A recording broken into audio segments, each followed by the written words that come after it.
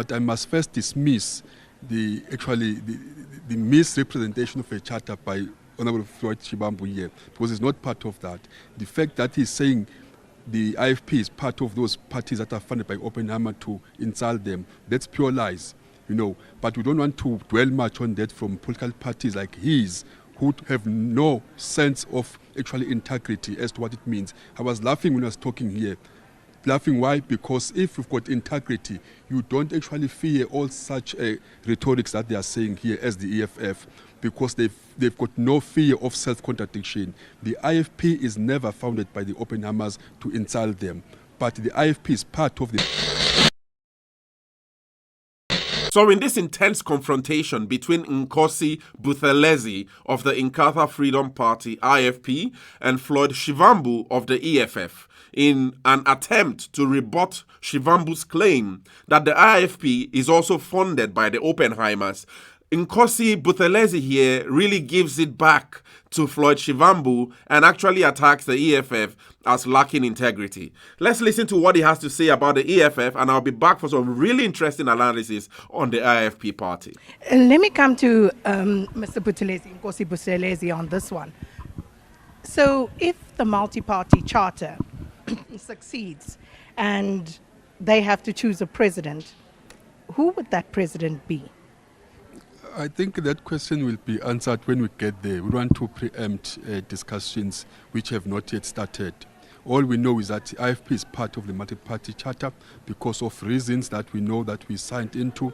But I must first dismiss the misrepresentation of a charter by Honorable Floyd Shivambu here, because it's not part of that. The fact that he's saying the IFP is part of those parties that are funded by Oppenheimer to insult them, that's pure lies. But we don't want to dwell much on that from political parties like his, who have no sense of actually integrity as to what it means. I was laughing when I was talking here. Laughing why? Because if you've got integrity, you don't actually fear all such rhetorics that they are saying here as the EFF, because they've got no fear of self-contradiction. The IFP is never founded by the Oppenheimers to insult them.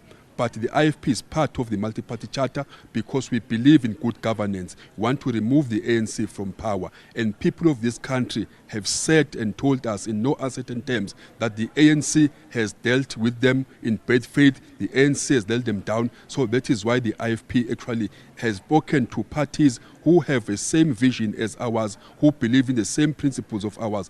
Maybe I don't want to get into a point to say even what he claims the EFF is doing KZN, that's not true.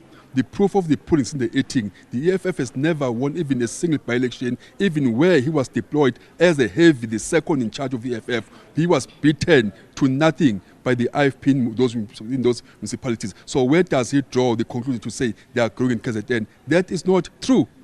You'll have an opportunity to respond, but just quickly, would you be agreeable as the IFP to Mr. John Steenhuisen as president under the multi-party charter? If John Steenhuisen is the president of the multi-party charter?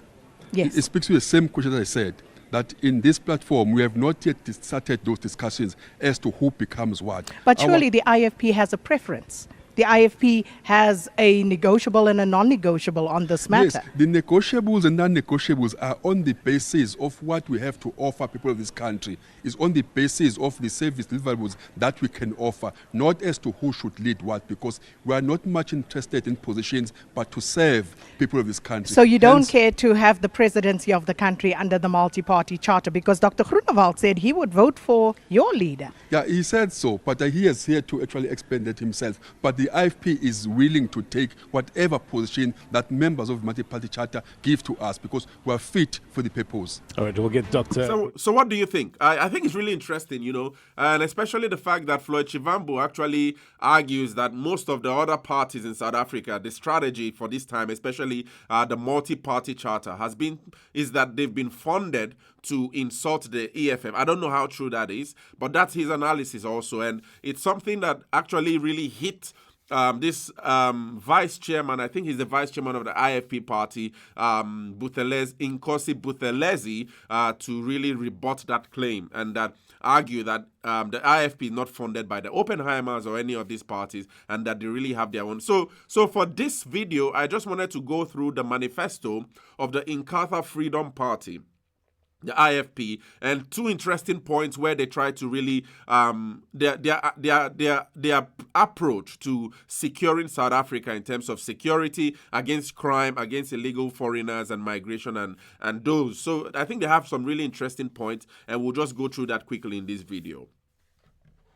So for the IFP, from their manifesto, it's online, really easily available. The IFP has a 13-point plan, okay? It's really important that we understand all of these manifestos so we understand where each of them actually plan to take South Africa to.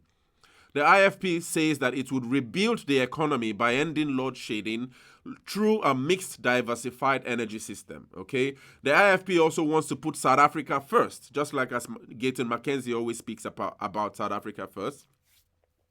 But the IFP wants to put South Africa first by reserving job opportunities and the small enterprise market for South Africans while enforcing a set 80-20 employment target for South Africans in all companies. So I believe that 80-20 would mean that 80% of all employees in any company in South Africa has to be 80% of South Africans and 20% of foreigners. That's their employment strategy. The IFP also wants to improve the healthcare system by putting the elderly and vulnerable children first, right? And also by increasing the old age and child support grant while also expanding the food voucher system for indigent households, right? The IFP also wants to put poor urban and rural communities first and will partner with and support traditional leaders. 5. The IFP says that it will continue to advocate for the protection and support of the Ingonyama Trust as a model for ensuring that everyone has access to land. So this is their perspective to the whole land reform in South Africa. The IFP also wants to put South Africans first by prioritizing safety, including ending South Africa's illegal migration crisis. We'll go deeper into that, which is a national security threat and at the severe strain on South Africa. He also says that the IFP wants to roll out free basic education while reforming the NSFAS so that it delivers on its mandate for empowering the youth. Okay? Now, the IFP also wants to roll out an unemployment graduate grant of 3,000 Rand for a fixed period to assist graduates to find meaningful employment. And point 9, the IFP also wants to redirect some of the billions spent on SETAs, SETAS, you see, to ensure that all graduates are given a 12-month internship at municipalities, provincial and national departments. So the way it wants to reform this SETA is that it wants to give a 12-month internship at municipalities and also at the provincial and the national departments, so that private sector internships would also be encouraged. The IFP also wants to curb data costs. So it says data still remains anti-poor, right?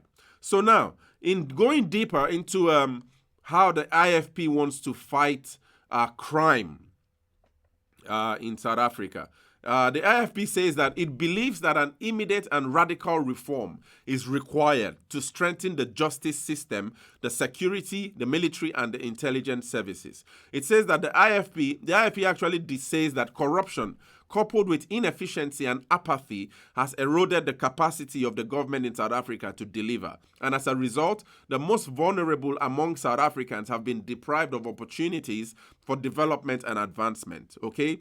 Levels of crime and violence are staggering, particularly against women and children.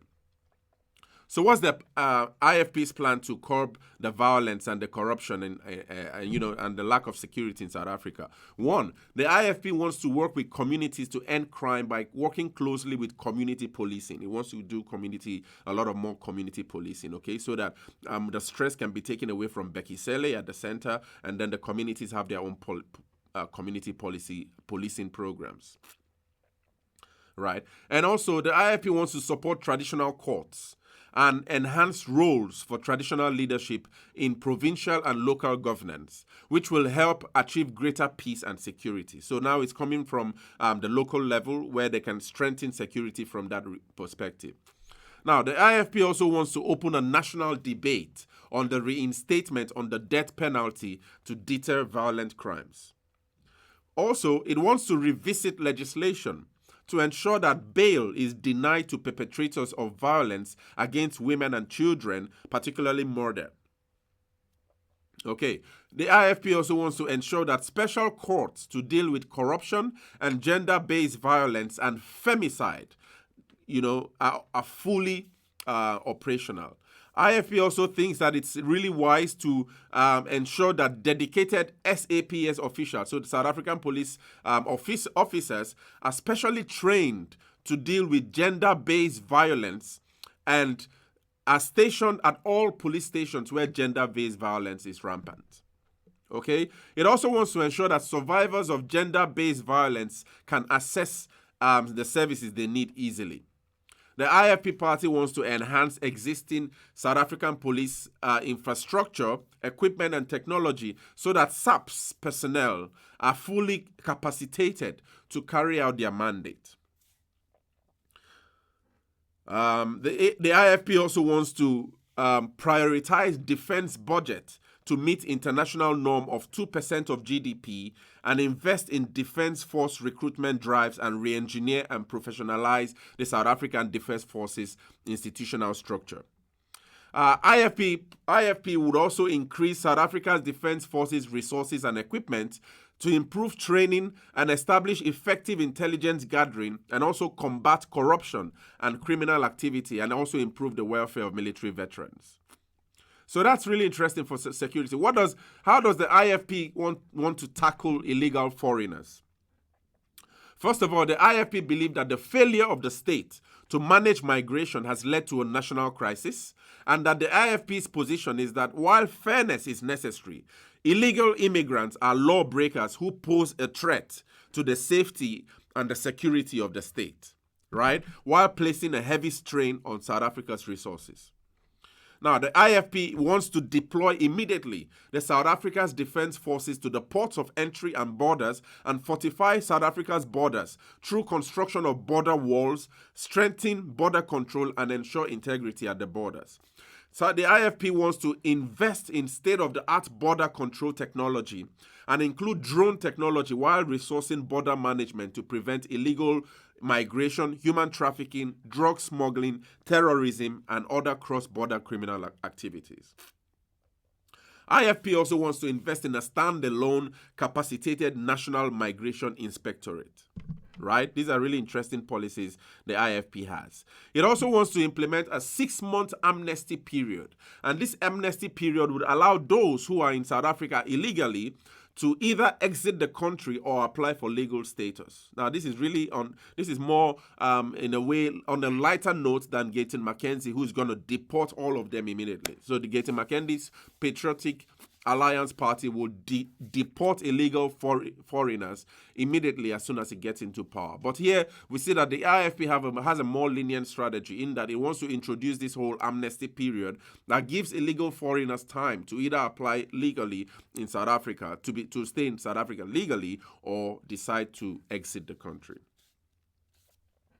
The IFP also wants to ensure that critical skills visas are issued within a 4-week turnaround period. Right? And also, finally, really interesting one, the IFP, wants to impose stricter controls at the ports of entry so that asylum seeker processing and housing centers must be set up at the ports of entry, where asylum seekers must await the outcome of the application. So asylum seekers need not now to immediately just get into South Africa and all that. But the IFP wants to construct centers, waiting centers at the port of entry, so that when the asylum seekers arrive South Africa, they await there at the ports while decisions are made on what their statuses are before they get into the country. So these are some really interesting policies which the IFP, Inkatha Freedom Party, has for South Africa. And They differ in a large regard from what I see from the EFF's open border policy, in that EFF wants, an Africa first policy. And so we see that these are really the clashes I speak about, that within South Africa, the EFF actually has a lot of these clashes, and how it will go around its foreign policy would really be tricky. In my instance. But I think this was a really interesting video. We got to learn, for me personally, I got to learn more about the IFP and what direction they think they wish to have for South Africa. I'll be doing more videos on their plans on education and other parts of the economy. But this has been a lot of information anyway. What do you guys think? Share your thoughts in the comments.